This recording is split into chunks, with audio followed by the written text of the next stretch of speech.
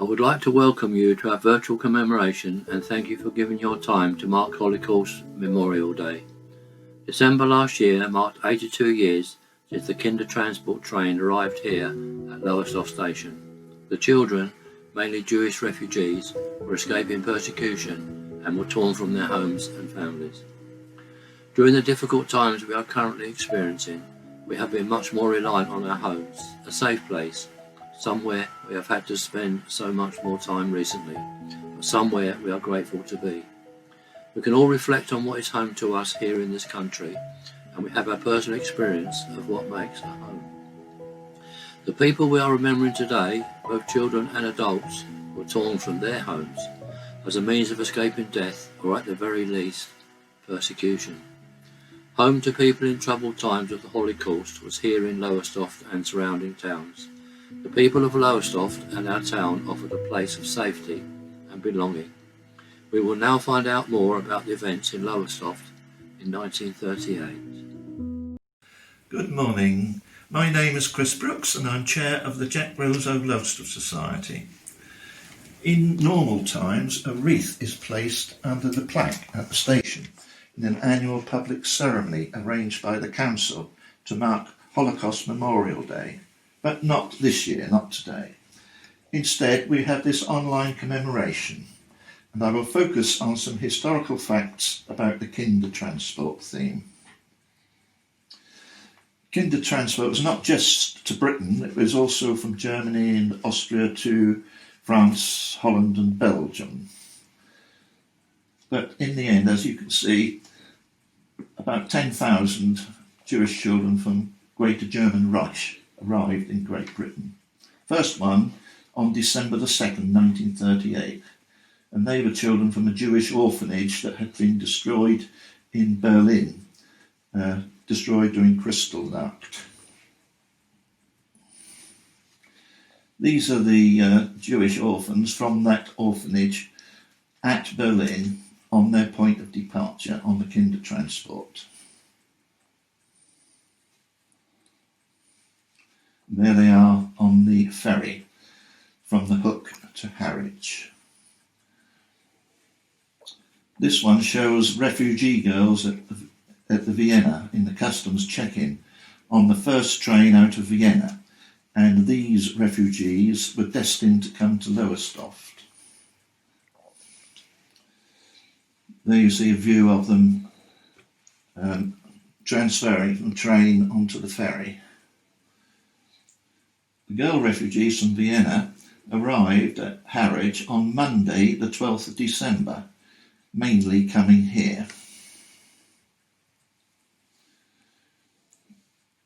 It's quite a poignant picture showing a refugee from Vienna bound for Lowestoft, but she doesn't know that yet probably. Pictured sitting on the steps on the ferry. This picture came to the United States.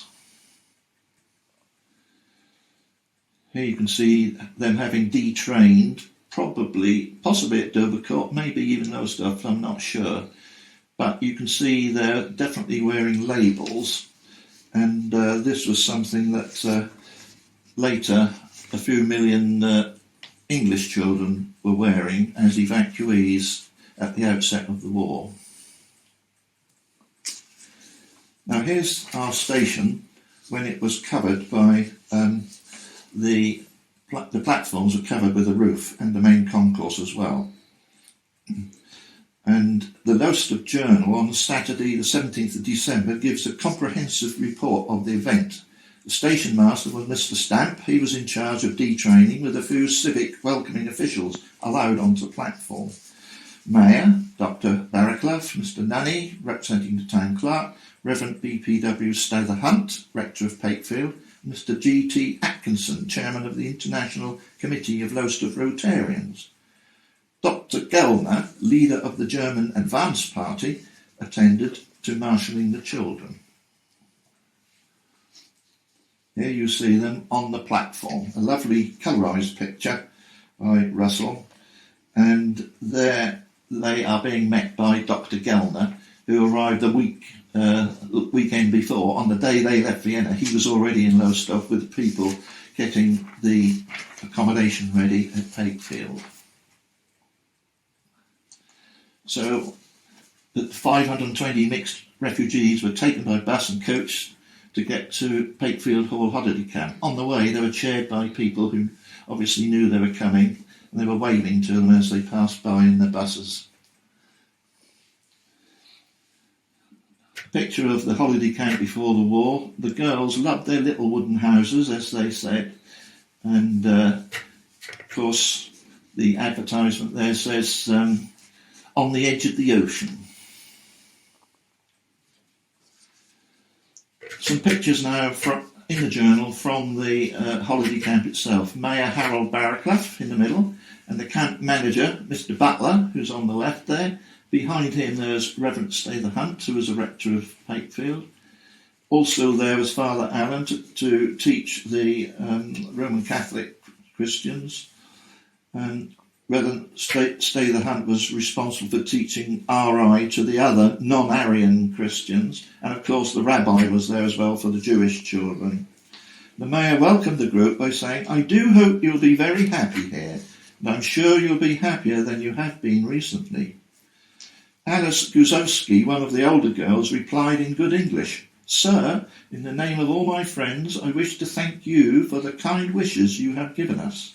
We were all very happy to come here and were much impressed by the reception which we were given at the station.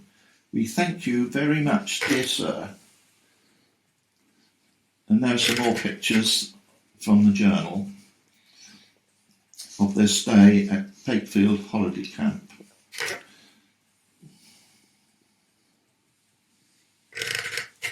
It was getting quite cold. In fact, the weather was deteriorating quite rapidly, and eventually the pipes froze up. The water completely went solid, so there wasn't anything for cooking or for washing or for heating, which was a great pity considering all the work that had gone on.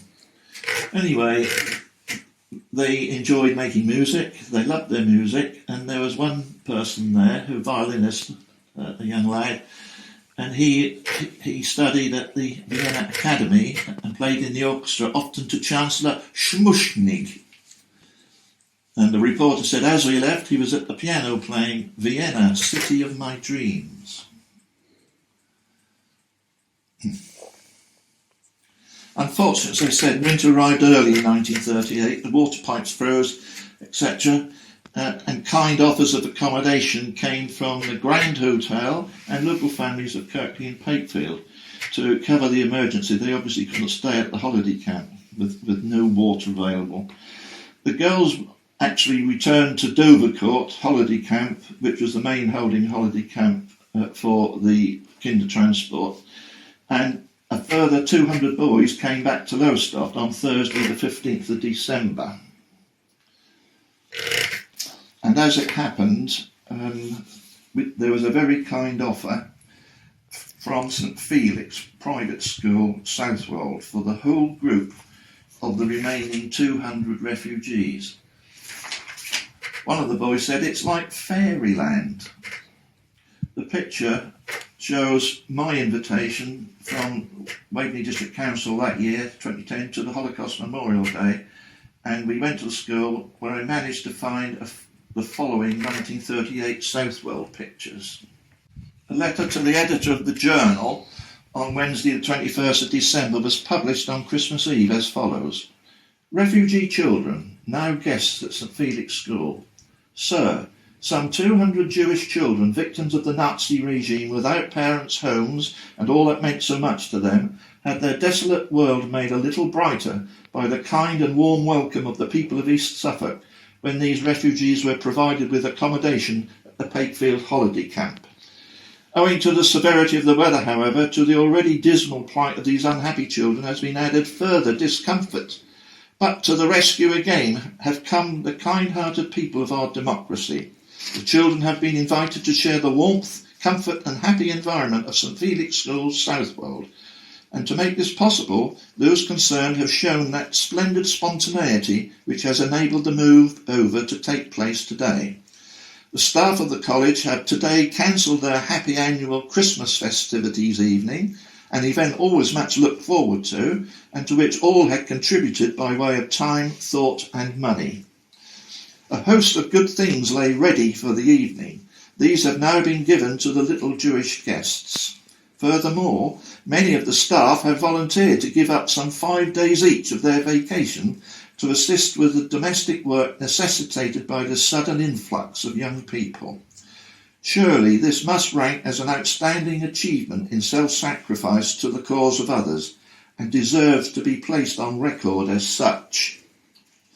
The people of this democracy have exemplified that old truism, some good must spring from evil. What a pity it is that the evil should be. The letter was written by N.C. Field for 61 Pear Avenue, Southwold. Für das Kind Wien by Flor Kent. The translation is there. Rabbi Dr. Solomon Schonfield essay, with deepest gratitude. He saved thousands between 1938 and 39, including over 4,000 children. Sir Nicholas Winton, I'd like to show you things later. With deepest gratitude, he saved our lives. The Christadelphians, original Christians, with deepest gratitude, you saved our life. Dedicated to the Quaker Religious Society for their unique commitment to child transport, which they not only brought to life, but also made sure that they could be carried out successfully.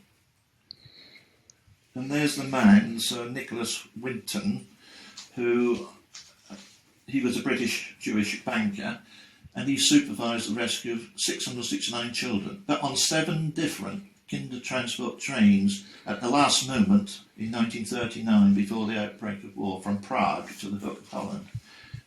The planned 8th and last train didn't run because Germany invaded Poland on that day, on the 1st of September, so the war had begun and he couldn't evacuate from Prague. But 50 years later, or 70 years later, there was a reenactment, Winton train, run across Europe from Prague, and then another from Harwich to London with refugee families on board, some of who were rescued in 1939. And they met him, he was aged 100 then. So on September the 3rd, 2009, he met them when they arrived at Liverpool Street Station. There's the Prague Winton anniversary train coming through Europe. So our message is never again, heeding the warning signs, and I'm sure others will talk about this. I'd like to thank you for your attention and your participation in this commemoration today. Unfortunately, at the end of the genocide, many did not have recognisable homes to return to. The continuing refugee crisis highlights there are millions of people across the world who are still seeking a place to call home. Today, we not only remember the victims of the Holocaust, but also for those affected by the genocides in Cambodia, Rwanda, Bosnia and Darfur. We Remember Them by Sylvan Kamens and Rabbi Jack Reimer. At the rising of the sun and at its going down, we remember them. At the blowing of the wind and in the chill of winter, we remember them. At the opening of the buds and in the rebirth of spring, we remember them. At the blueness of the skies and in the warmth of summer, we remember them. At the rustling of the leaves and in the beauty of autumn, we remember them. At the beginning of the year and when it ends, we remember them. As long as we live, they too will live, for they are now a part of us as we remember them. And when we are weary and in need of strength, we remember them. When we are lost and sick at heart, we remember them. When we have joy to share, to crave, to share, we remember them. When we have decisions that are difficult to make, we remember them. When we have achievements that are based on theirs, we remember them. As long as we live, they too will live, for they are now a part of us as we remember them.